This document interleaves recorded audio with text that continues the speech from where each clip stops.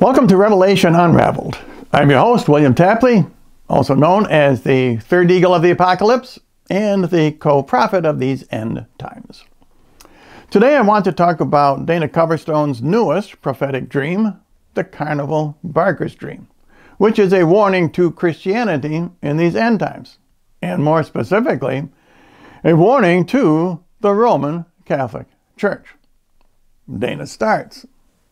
This is one of my longest dreams. After I had it, I sat on it for about 3 weeks praying through it, 2.5 weeks praying through it, walking through it, trying to get my head wrapped around it. And then I sent it to Sherry. It's not only one of the longest dreams that I've ever had. It went from September the 4th to the 30th, but it was one of the loudest dreams I've ever had. The amount of background, noise, and stuff happening, as you see in the title, Carnival Barker's Dream, it was like a carnival atmosphere. The noise level was loud, loud, loud. The message of Dana's dream is that Satan's allurements are full of sound and fury, signifying nothing, as Shakespeare might say. For comparison, you would never use the term noise to describe the Word of God. I was standing on the outskirts of a small, rural-type community, and there was a big wooden and hand-painted sign staked in the ground with just one stake that read, "Carnival coming this season." The words were hard to read because the top of each letter was written in bright yellow paint, and the bottom of the letter was written in orange paint. There were also fake flowers attached or like stapled to the top of the sign in those same bright yellow and orange colors. The lettering on the sign undoubtedly was a popular type of font which is still used today to advertise circuses. It is always very ornate and usually in two main colors. The yellow and orange colors in this slide are reversed from the one that Dana describes. The single stake driven in the ground tells us, number one, it is a temporary sign, and number two, it is pointing down towards hell. That type of sign is also from a bygone era. We will find many different timestamps in Dana's dream. I saw a long road into the community lined with houses, farms, grain silos, and businesses. Notice 4 items. 4 is the most important end times number. No sidewalks on the sides of the road, and the ground was dry with no ditches either. If you drove through southern Indiana, rural areas, that's what it looked like to me. There were people outside sitting all the way along on both sides of the road in those 70s style lawn chairs with the straps wrapped underneath that you would sit on. And they were waiting on what seemed to me to be like a parade. The 70s style lawn chairs are another timestamp. If we approximate the date as summer 1974, that would be 50 years ago. Although the prophecy is for our current end times generation. This whole dream reminded me of popular Western movies of that era, where good versus evil is clearly defined. The good guys, like John Wayne, always wore white hats, and the bad guys always wore black hats. The kids had buckets and things in their hands to catch candy. I grew up in an area where during home parades, somebody's always throwing candy and they're putting stuff in the buckets. The kids had buckets, and the adults were looking at their watches and adjusting their hats and sunglasses as the sun was beaming down. It felt like a summer day, but it was hot. So here we see 4 more items: buckets, watches, hats, and sunglasses. This scene reminds me personally of a parade I attended here in Iowa last 4th of July. And I noticed they still throw candy at the kids from just about every float. On the horizon of the road, way down the way, two men came walking along. One was skinny as a rail, but sharply dressed. The other one was very overweight and sloppy. I would use the word unkempt. The color of their suits or their pants and things was the same bright yellow I had seen on the sign. They had walking sticks in their right hands, and they had these really deep orange, round orange stones in rings on both hands, as they had their suit jackets thrown over their left shoulders, and they wore bright yellow as well. So here we are introduced to two of the three main characters in Dana's dream, the Antichrist and the false prophet.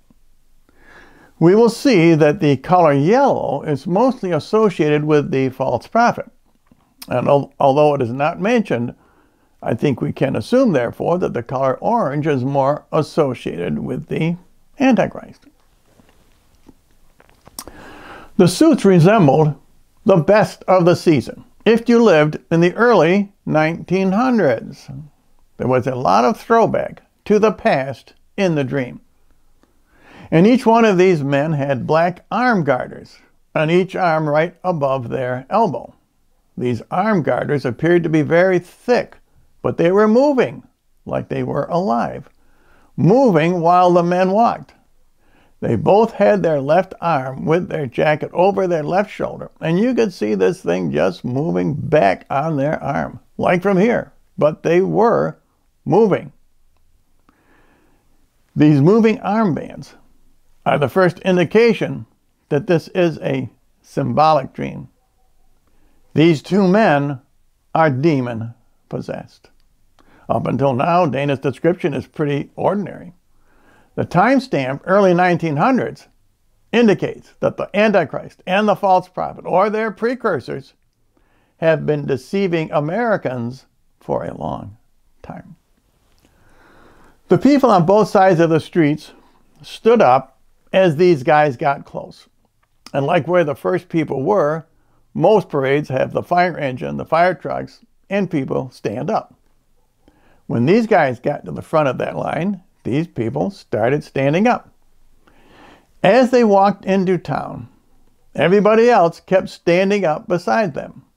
Some in the crowd clapped like they were glad to see the two men, but others were looking at them very suspiciously.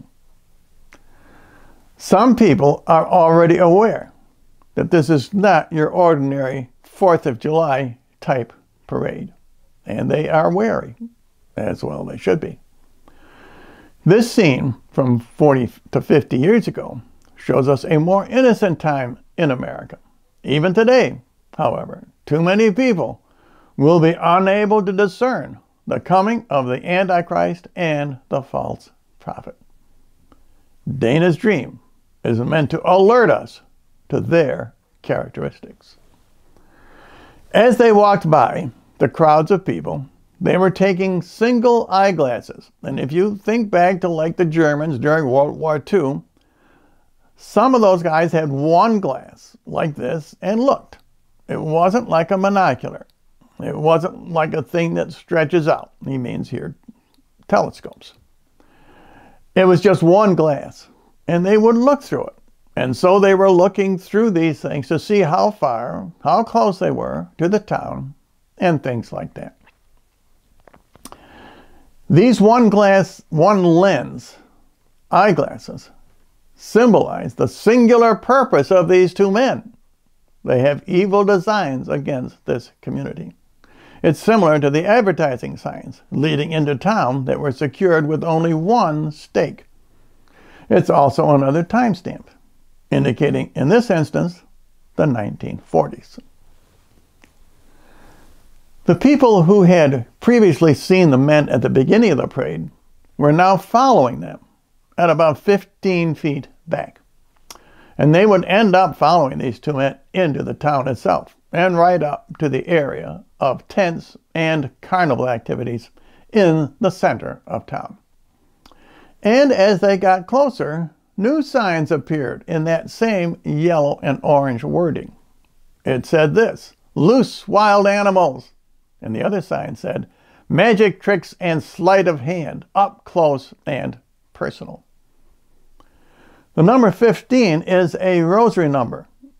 And here at the beginning of the parade, it serves as a protective buffer, separating the crowd from the two evil men. The loose wild animals sign refers to the Antichrist and the false prophet themselves, who are described as beasts in the book of Revelation. The phrase magic tricks and sleight of hand, up close and personal, refers to the phony signs and wonders that the Antichrist and false prophet perform, as also described in Scripture. There were 3 tents with a big tent in the middle. It was empty underneath. But both of the smaller tents on either side were full of people and all sorts of games. And there were many carnival barkers with arm garters and the same color yellow pants as the 2 men had who walked into town, what they were wearing. The rest of these men did not have jackets, but they were barking and hollering at people to come under the smaller booths. The 2 smaller tents are for the Antichrist and the false prophet. The big center tent is for the 3rd member of the end times, the unholy trinity, Satan, whom we will meet in a moment. The 3 tents are also a perversion of the 3 tents Peter suggested setting up for Jesus, Moses, and Elijah at the time of the Transfiguration. Notice there is a hierarchy among Satan's little workers, and this whole ensemble symbolizes the taken over church of the end times. And this is when things started getting loud in my head. Hey you, hey this, hey that, you come here, try your luck. Those sorts of things. Now some of them were very aggressive to the point of going out and pulling people by the arm and the sleeve up to their booths. Some of the crowds resisted, but some pulled out wallets and handed over money to play. But one of the keys was they were only handing over $150 bills. So these people wanted you to pay a big amount of money to play this game. The numbers 50 and 100 are both rosary numbers. That is 5 and 10 decades of Hail Mary prayers, and indicate that people must give up their faith if they want to play Satan's games. The barkers are loud because they must use noise to mask the fact that the games of chance which they promote have little real meaning in life. And there was a big ring toss game in the middle of one of the smaller tents that everybody was crowded around. The pegs seemed to be about 2 feet off the ground, but they were connected to miniature municipal structures which resembled a city landscape. So imagine a pole and a house next to it. Imagine a pole on a hospital, kind of, So you're going to be throwing rings over these things.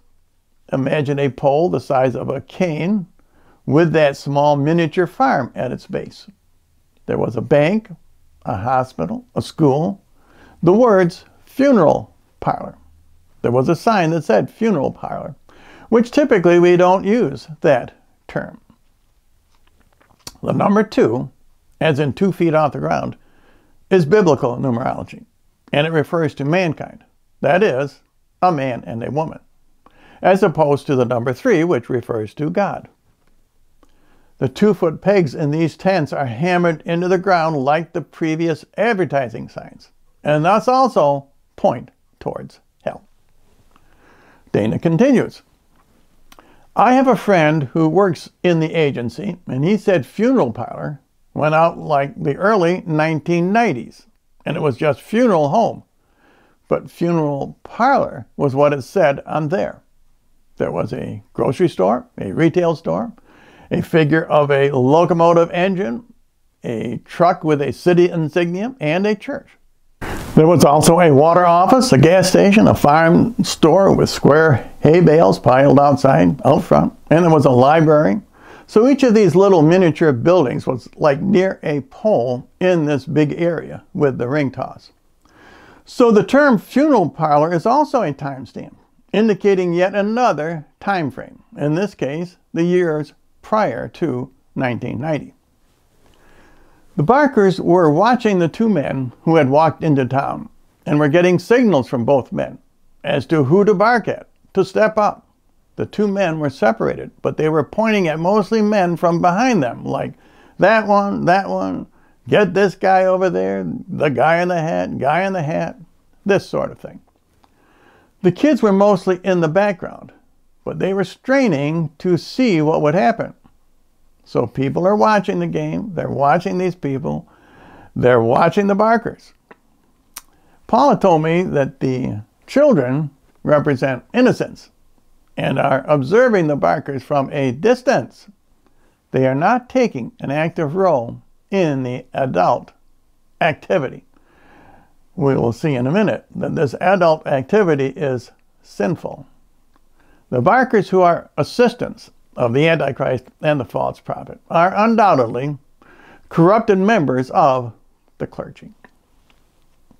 And then he spoke up and said, step right up, try your hand to see if you can outwit the man in the middle. And as he said this, a big pole in the middle of the ring toss was uncovered. And on it was a very human-looking scarecrow. It was moving and appeared to be talking. So it was almost like an AI robot. It's obvious this is not human, but it sure did look human. But it was not talking like normal humans speak. It was choppy and it was creepy. Not like in a Halloween way, but just creepy. Like there's something not right about that. So now we meet the third member of the unholy trinity of the end times, Satan. The image, human-looking scarecrow, is a pretty good description of Satan. The Barkers continue to tempt the crowd because we know from Christian theology that we cannot outwit Satan. Satan is the most intelligent of all the fallen angels.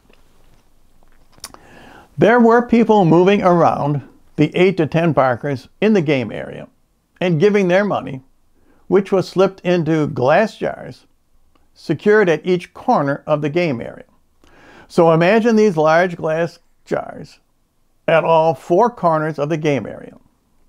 The Barkers would take the money and then they would pull their arm garter right off of their arm and hand it to the people. So the right hand would reach over, grab the arm garter on the left arm, pull it off, and it would snap back together and harden. And then they would hand this ring to the people to throw those things out. So it was like a gel-formed ring. But once broken from the arm, it would reattach, hard enough as it was handed to them. And it became a ring big enough to throw around the poles. Tossing a ring over a pole is obviously sexual symbolism. Mary said at Fatima that more people go to hell for sins of the flesh than for any other reason. Paula pointed out to me that when you add the two numbers, 8 plus 10 equals 18, that is another expression of the Antichrist. 6 plus 6 plus 6. And now, there were no prizes hanging from the ceiling that you mostly see in carnivals. None of the prizes at this carnival come from the direction of heaven because they are the opposite of graces, which do come down from heaven. But there was a sign in the middle near the man that was the scarecrow, and it said, "Ring 5 and thrive. Ring but 4, attempt no more. Ring 3, and others will see." And the biggest man of the two, the one that was very much overweight and unkempt, he called for everybody to listen to him.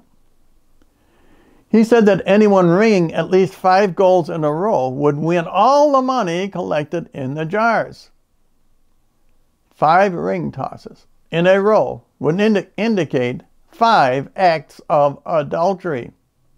During World War I, our European allies complained that American soldiers were overpaid, oversexed, and overheard. The overweight man who wants to reward immoral sex acts takes charge first, thus indicated that he represents the false prophet.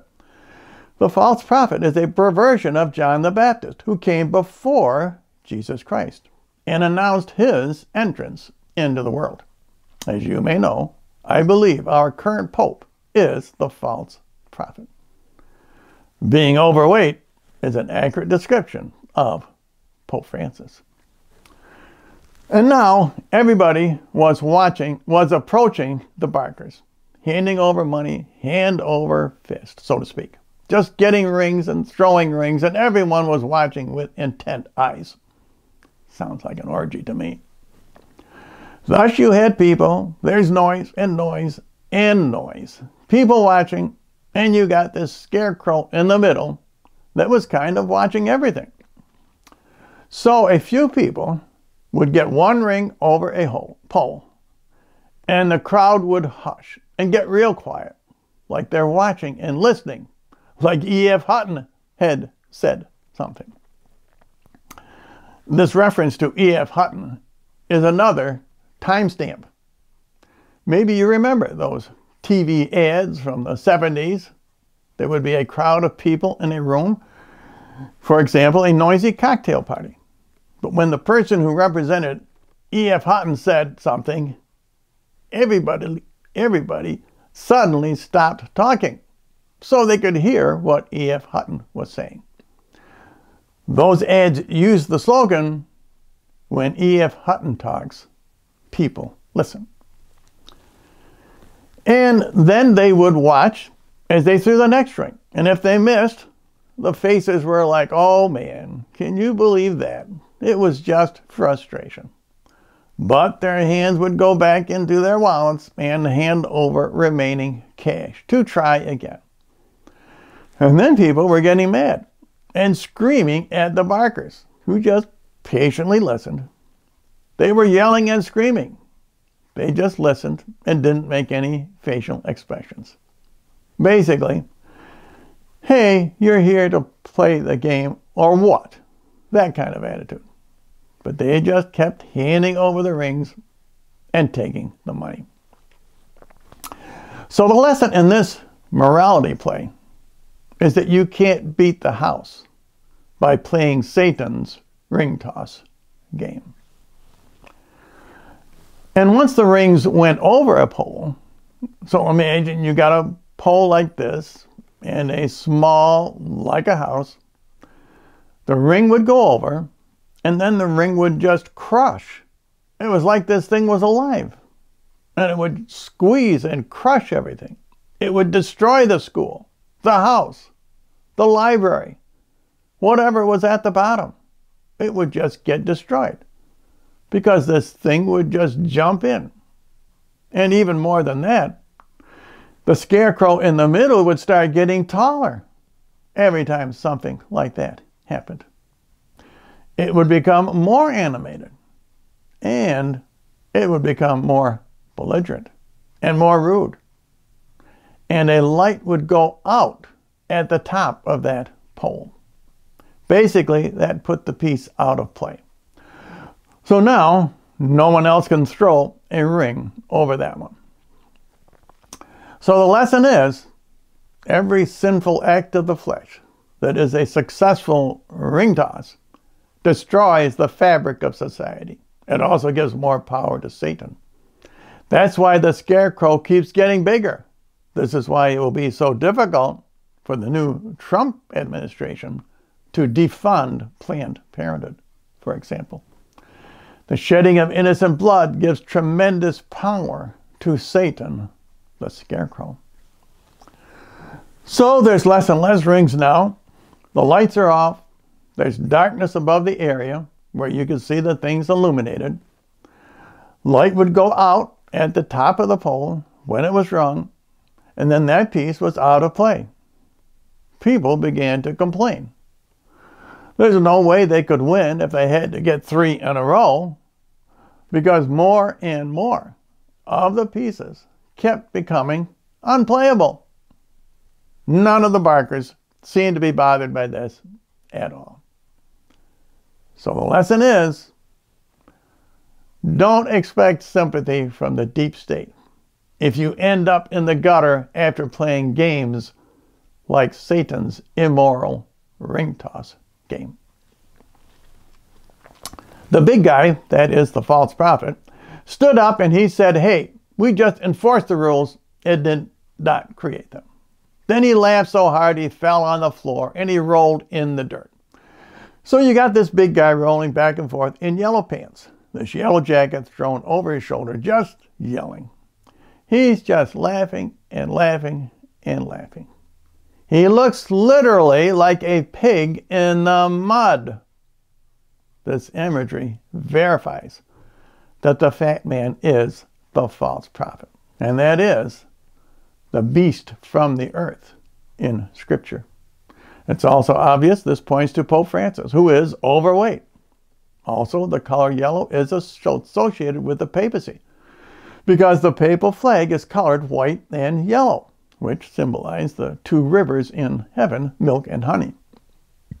Incidentally, since yellow is associated with a false prophet, is the orange color, noted earlier, associated with the Antichrist. People started leaving, and the ones who had tossed the rings had a dirty ring around their wrists and even around their necks. I wonder why. And people were pointing it out to them, and some were trying to wipe it away. But if they touched the dirt part, it was like it spread to them. Many of you probably got a spit bath from your mom before you went somewhere. And you're like, no, get away, get away. Notice that the sexual sins, symbolized by the ring toss game, make people feel dirty. Every time these people were trying to get the dirt off the necks and the wrists, it would jump onto them, almost like it was alive. It'd come from the rings. So it was like dirt jumping onto them. The people were grumbling and complaining and leaving, while the barkers at the game were emptying those glass jars into a barrel at the foot of the scarecrow in the middle. So the money collected by Satan's little helpers, that is, the corrupt clergy, is placed at the feet of the scarecrow. And as the people left down the same road they walked in on, I saw the man I see in the dreams. He walked right by me, face straight ahead.